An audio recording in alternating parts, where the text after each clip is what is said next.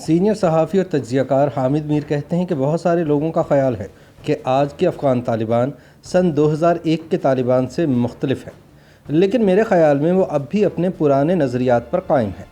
ہاں، انہوں نے پچھلی 2 دہائیوں میں کچھ نئے ہتھ کنڈے ضرور سیکھ لیے ہیں، لیکن طالبان کا اصل امتحان 15 اگست کی جیت کے بعد شروع ہوا ہے۔ انڈیا ٹوڈے میں شائع ہونے والی اپنی ایک تازہ تحریر میں حامد میر بتاتے ہیں کہ 25 سال پہلے مجھے طالبان ملیشیا سے یہ کہہ کر متعارف کروایا گیا تھا کہ یہ لوگ افغانستان میں پائپ لائن پولیس کا کردار ادا کریں گے۔ تب طالبان سے میرے رابطے کا انتظام اس وقت کی پاکستانی وزیر اعظم بے نظیر بھٹو نے کیا تھا، جو طالبان کی حمایت کرنے پر اپنی حکومت پر میری جانب سے کی جانے والی تنقید سے پریشان تھی۔ انہوں نے اپنے وزیر داخلہ نصیر اللہ خان بابر سے کہا کہ مجھے افغان طالبان کے بارے میں بریفنگ دے۔ حامد میر کہتے ہیں کہ نصیر اللہ بابر پاک فوج کے ریٹائرڈ میجر جنرل تھے۔ نصیر اللہ بابر نے میرے سامنے کئی بار اعتراف کیا کہ انہوں نے کئی معروف افغان باغیوں جیسے احمد شاہ مسعود، برہان الدین ربانی اور انجینئر گلبدین حکمتیار کو سن 1975 میں فرنٹیئر کور کے آئی جی کی حیثیت سے اس وقت کے وزیر اعظم ذوالفقار علی بھٹو کے حکم پر پیسے اور ہتھیار فراہم کیے تھے۔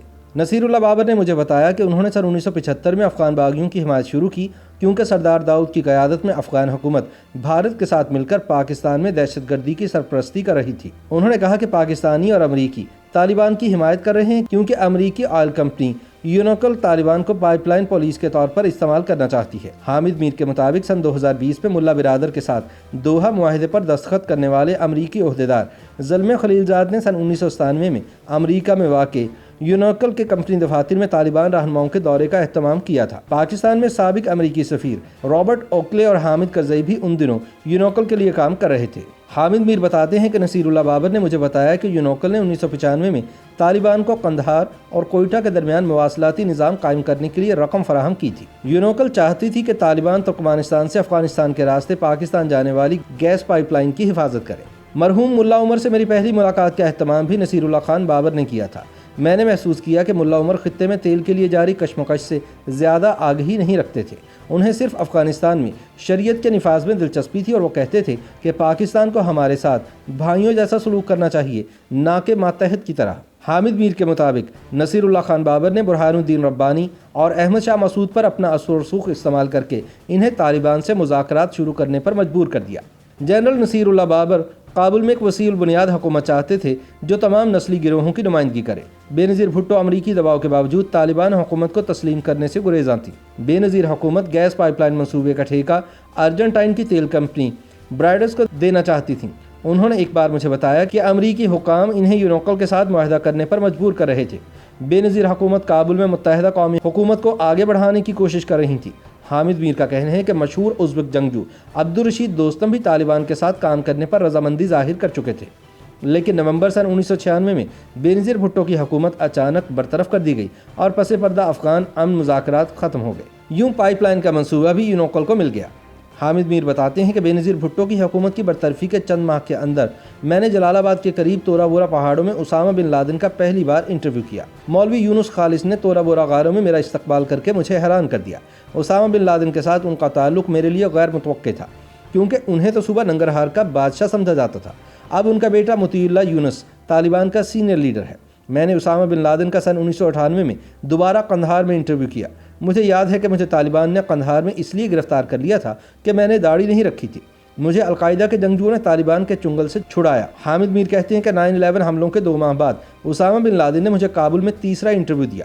جب میں اس خصوصی انٹرویو کے بعد واپس آ رہا تھا تو ایک طالبان کمانڈر ملا خاکسار نے مجھے کابل کے باہر اقوام متحدہ کے احاطے کے قریب سے گرفتار کر لیا۔ میری گرفتاری کی وجہ میرے پاس ایک کیمرے کی موجودگی تھی۔ ان دنوں افغانستان میں کیمرے پر پابندی عائد تھی۔ میں نے وزیر دفاع ملا عبدالرزاق اخون سے رابطہ کیا، جنہوں نے میری رہائی کا حکم دیا۔ انہوں نے مجھے اپنے دفتر میں 1 کپ چائے کے لیے مدعو کیا اور معذرت بھی کی۔ انہوں نے مجھے کہا کہ مجھے جلد از جلد افغانستان سے نکل جانا چاہیے۔ میں نے ان سے پوچھا کہ کیا آپ لوگ بھاگ رہے ہو؟ انہوں نے ہنستے ہوئے کہا کہ یہ کھیل کا حصہ ہے، لیکن ہم یقینی طور پر واپس آئیں گے۔ حامد میر بتاتے ہیں کہ ملا عبدالرزاق اخون سن 2010 میں ایک پاکستانی جیل میں انتقال کر گئے تھے۔ ان کی پیشگوئی 20 سال بعد 15 اگست سن 2021 کو تب سچ ثابت ہوئی جب طالبان ہموی گاڑیوں اور ٹینکوں پر سوار اپنا سفید جھنڈا لہراتے ہوئے دوبارہ دارالحکومت کابل میں داخل ہوئے۔ وہ کہتے ہیں کہ 20 سال پہلے امریکی صدر جارج ڈبلیو بش نے طالبان اور القاعدہ کے خلاف جنگ کے لیے صلیبی جنگ کی اصطلاح استعمال کی تھی۔ یہ اصطلاح بین المذاہب جنگوں کی تاریخ سے موئے ہوئے ہے۔ یہ حقیقت ہے کہ آج کل امریکہ میں صلیبی جنگ کا لفظ عام طور پر استعمال ہوتا ہے اور اس کا کچھ خاص مذہبی تنازع نہیں ہے، تاہم امریکی صدر کی طرف سے اس لفظ کے استعمال نے یقینی طور پر طالبان کی مدد کی۔ انہوں نے اپنی مزاحمت کو مذہبی رنگ دے دیا۔ حامد میر کے مطابق جب بش نے 20 سال پہلے اپنی صلیبی جنگ شروع کی تھی تو طالبان کابل سے بھاگ رہے تھے۔ اب طالبان صدارتی محل میں بیٹھے ہیں اور امریکہ کابل سے بھاگ رہا ہے۔ اس صلیبی جنگ میں ہارنے والا کون ہے اور فاتح کون؟ ہمیں کسی نتیجے پر نہیں پہنچنا چاہیے، کیونکہ میری نظر میں طالبان کا اصل امتحان 15 اگست کے بعد شروع ہو چکا ہے۔ حامد میر کہتے ہیں کہ بہت سے لوگ کہتے ہیں کہ آج کے طالبان سن 2001 کے طالبان سے مختلف ہیں۔ میرے خیال میں وہ اب بھی اپنے پرانے نظریات پر قائم ہیں، لیکن انہوں نے پچھلی 2 دہائیوں میں کچھ نئے ہتھ کنڈے سیکھ لیے ہیں۔ ان کا کمانڈ اینڈ کنٹرول سسٹم دراصل ان کے نظریے کے گرد گھومتا ہے۔ یہ جاننا بھی ضروری ہے کہ کئی برس سے قطر میں کام کرنے والے طالبان کے سیاسی دفتر کو آزادانہ فیصلہ سازی کا اختیار نہیں تھا۔ فیصلہ سازی کے اختیارات رہبر شورا یا بالائی مشاورتی کونسل تک محدود ہیں اور اس کے بیشتر ارکان افغانستان کے اندر مزاحمت کا حصہ تھے۔ طالبان کے سپریم لیڈر ملا ہبت اللہ اخونزادہ مذہبی، سیاسی اور عسکری امور پر حتمی اختیار رکھتے ہیں۔ وہ اپنے 3 نائبین کی مشاورت سے فیصلے کرتے ہیں۔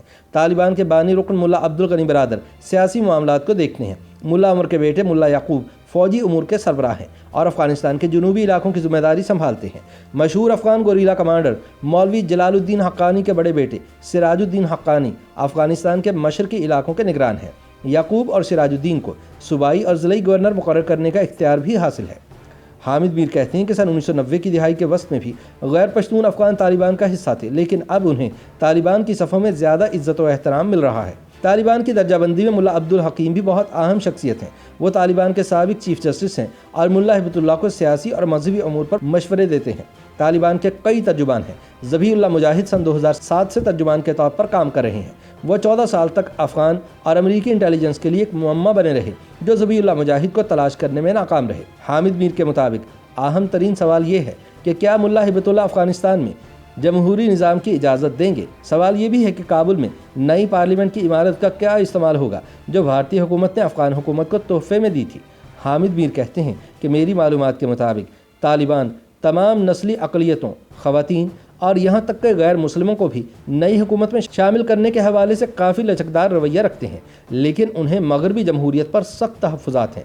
ایک طالبان رہنما نے مجھ سے آف دی ریکارڈ پوچھا کہ اگر امریکہ، برطانیہ، بھارت اور پاکستان سعودی عرب جیسی غیر جمہوری ریاست سے دوستی کر سکتے ہیں تو وہ مغربی جمہوریت کو افغانستان پر کیوں مسلط کرنا چاہتے ہیں؟ میں نے ملا عمر جلال الدین حقانی اور مولوی یونس خالص کی نسل کو دیکھ رکھا ہے۔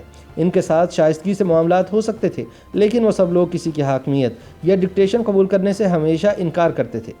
ان کے بیٹے ملا یعقوب سراج الدین حقانی اور مطیع اللہ یونس صرف حربوں میں اپنے بزرگوں سے مختلف ہیں، تاہم ان کے تصورات عین میں وہی ہیں۔ اگر ان سے شائستگی سے پیش آیا جائے تو وہ بین الاقوامی برادری کی بات سن سکتے ہیں، ورنہ اپنے باپ دادا کی طرح وہ ہمیشہ نئی جنگیں شروع کرنے کے لیے تیار رہتے ہیں۔